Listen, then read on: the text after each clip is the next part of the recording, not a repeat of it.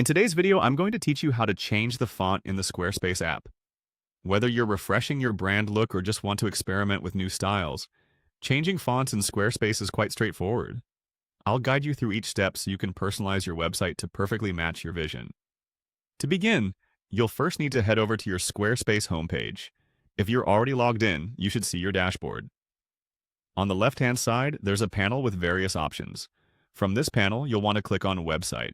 This will direct you to the main editing section of your site where all the magic happens. Once you're in the website section, you should look for the Styles option, typically located in the toolbar that appears when you're hovering over your site preview.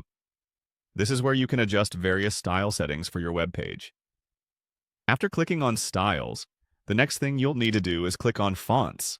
This will bring up a menu full of font options. At this point, you might feel a little overwhelmed by the choices, but don't worry, we'll narrow it down soon enough. Next, look to the right of the font settings where you'll find a little arrow next to the current font. Clicking on this arrow will expand the options available to you.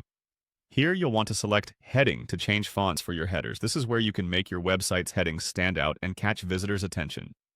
Now that you're in the font settings for headings, click on All Font Packs. Squarespace provides a wide range of font packs to suit different aesthetic needs, from modern and minimalistic to bold and traditional. Take your time browsing through these packs to find the one that best fits your website's vibe. Once you've got a font pack in mind, select your desired option. You'll notice a preview on your screen that shows how your chosen fonts will look on your site. It's a good idea to take a look at the live preview and see how it aligns with the overall design of your page. After making your selection, don't forget the last crucial step. Click on Save. This is what will apply all the changes you've meticulously worked on. It's as simple as that. And there you have it. You've successfully changed the font on your Squarespace site.